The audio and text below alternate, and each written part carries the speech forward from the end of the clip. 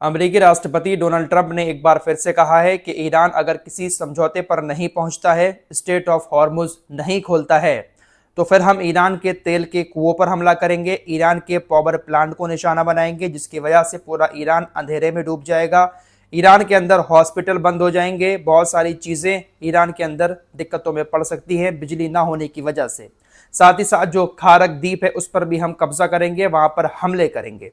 Iran की water facilities को भी निशाना बनाया जाएगा। तो डोनाल्ड ट्रंप ने यह धमकी खुलकर दे दी है और डोनाल्ड ट्रंप ऐसा करेगा भी, क्योंकि इन लोगों को युद्ध के नियम तोड़ने में बहुत मजा आता है। गाजा के अंदर भी सारे युद्ध के नियम तोड़कर इन्होंने हर ऐसी जगह पर हमला किया जिससे कहीं ना कहीं आम लोगों की जिंदगी चलती है। ऐसा ही ये ईरान के अंदर भी कर रहे हैं और आगे भी करते रहेंगे। ईरान के पानी के प्लांट्स को निशाना बनाया, बिजली के प्लांट्स को निशाना बनाया, जो कुछ बचा कुचा ईरान के अंदर अभी रह गया है ये उसको भी पूरी तरह से तबाह करके इस जंग से भागने की फिराक में है, क्योंकि स्ट्रेट ऑफ हॉर्मुज ईरान नहीं खोलेगा। इन लोगों ने नुकसान ईरान का भी बहुत ज्यादा किया है। ईरान जीतता हुआ दिखाई दे रहा है, ईरान इनके सामने घुटने नहीं टेक रहा है, लेकिन नुकसान ईरान को बहुत ज्यादा हो चुका है। ईरान के अंदर भी बहुत सारी चीजों की कमी है, पैसे की भी दिक्कत है, दवाइयों की भी कमी है, खाने पीने की चीजों की भी कमी है। बहुत सारे देश मदद कर भी रहे हैं, हमारे देश के लोगों ने भी बहुत सारा पैसा ईरानी एम्बेसी में जमा किया। खबर तालिबान से आ रही है, तालिबान ने भी अब कह दिया है अपने देश की जनता से कि वो भी ईरान की मदद के लिए पैसा जुटा सकते हैं। तालिबानी सरकार ने अपने देश की जनता को इस बात की इजाजत दे दी है कि वो ईरान की मदद के लिए पैसा इकट्ठा कर सकते हैं। तालिबानी सरकार भी अब आर्थिक रूप से ईरान की मदद करेगी, जितना भी हो सकता है अफगानी लोगों से वो ईरान की पैसे से मदद करेंगे। तो ये बहुत बड़ी बात है दोस्तों, जहां एक तरफ शिया और सुन्नी के नाम पर मुसलमानों को हमेशा लड़ाया जाता रहा है। तालिबानियों से ज्यादा कट्टर सुन्नी कौन है?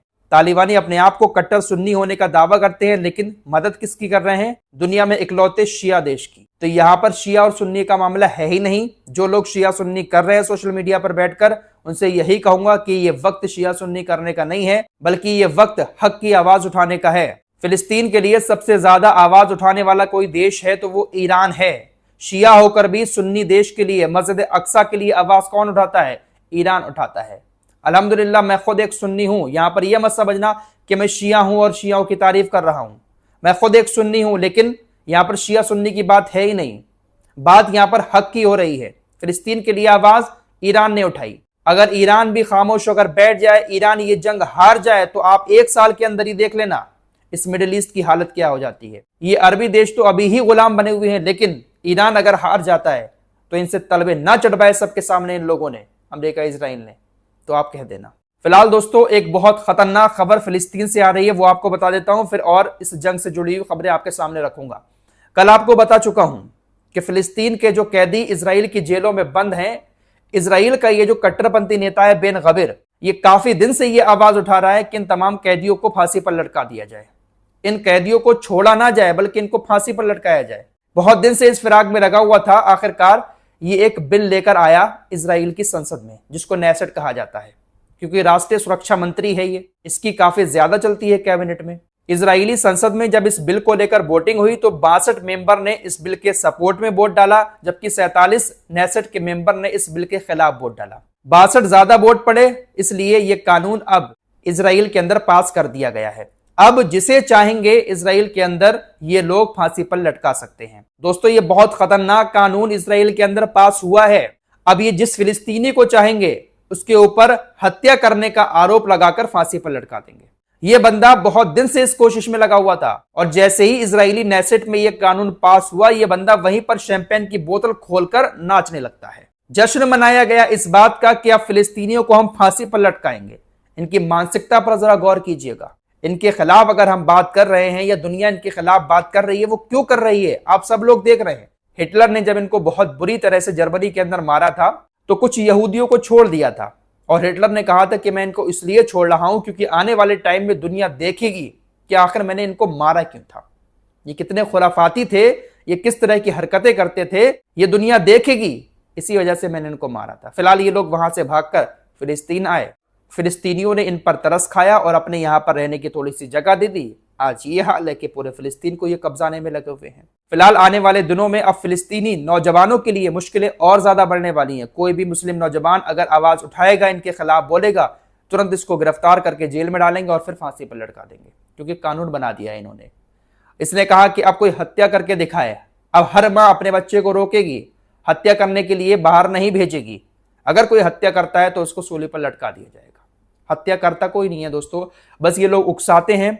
फिलिस्तीनी इनके खिलाफ जब आवाज उठाते हैं तो ये उनको गिरफ्तार करके जेल के अंदर डाल देते हैं। मस्जिद अक्सा में नमाज पढ़ने जब जाते हैं फिलिस्तीनी तो पुलिस वाले बहुत ज्यादा परेशान करते हैं, नमाज पढ़ने से रोकते हैं, गालियां बकते हैं। तो उसी का विरोध जब फिलिस्तीनी नौजवान करते हैं तो उनको गिरफ्तार करके जेल में डाल दिया जाता है। अब जेल के अंदर अगर गए तो समझ लीजिए वो फांसी पर लटक गए। बहुत खतरनाक कानून पास करवाया है इस कट्टरपंथी नेता ने। नाच रहा है, गा रहा है, खुशियां मना रहा है कि कानून पास हो गया। इस जंग में नुकसान सभी का बहुत ज्यादा हुआ है। नुकसान ईरान का हुआ है तो नुकसान इजराइल का भी बहुत ज्यादा हुआ है, अमेरिका का भी बहुत ज्यादा हुआ है।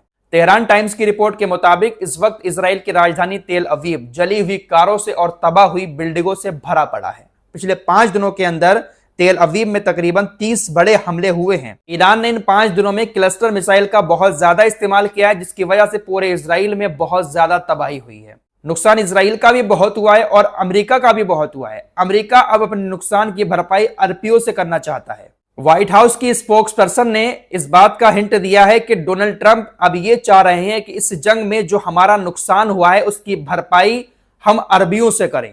हमारा इस जंग में जो पैसा खर्च हो रहा है उसकी भरपाई अरबी देश अमेरिका को पैसा देकर करें, और इन अरबियों को अमेरिका को पैसा देना भी पड़ेगा। इन लोगों की मजबूरी है, क्योंकि डोनाल्ड ट्रंप ने इनको हर तरह से फंसा रखा है। इन अरबी देशों का इस जंग से दूर दूर तक कोई लेना देना है ही नहीं।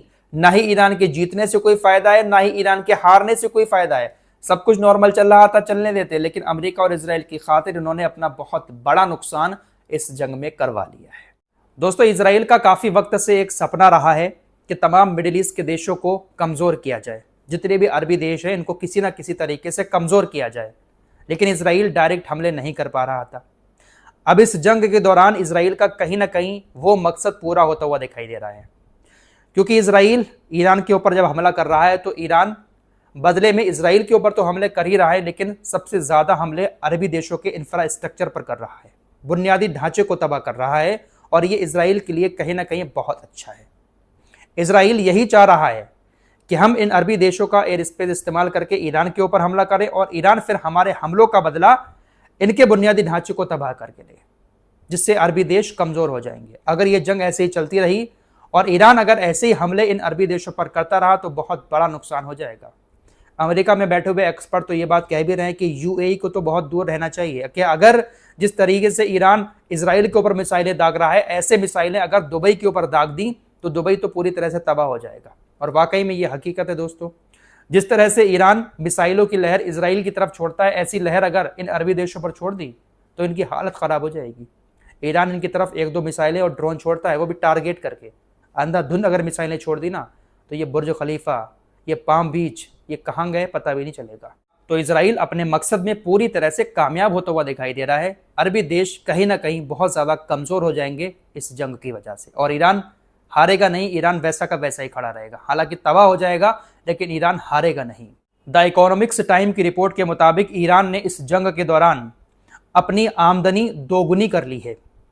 ईरान इस जंग से पहले इतना तेल नहीं बेच रहा था जितना तेल उसने इस जंग के दौरान बेचा है। रोजाना तकरीबन 28 लाख बैरल तेल ईरान निकाल रहा है और उसको बेच रहा है, और इसका स्टॉक ज्यादातर रशिया और चाइना के पास हो रहा है। द इकोनॉमिक्स टाइम्स ने लिखा कि ईरान ऊर्जा युद्ध में जीत हासिल कर चुका है, क्योंकि ईरान ने इस जंग के दौरान तेल बेचकर बहुत मोटा पैसा कमाया है। और ईरान अपने यहाँ जो नुकसान हो रहा है ना दोस्तों, उसकी भरपाई बहुत जल्दी कर भी लेगा। पहली चीज, उसने स्टेट ऑफ हॉर्मुज़ में टैक्स लगा दिया है, उससे एक मोटी कमाई करेगा। फिर तेल बेचकर जो भी नुकसान ईरान का हो रहा है उसकी भरपाई बहुत जल्दी ईरान कर लेगा।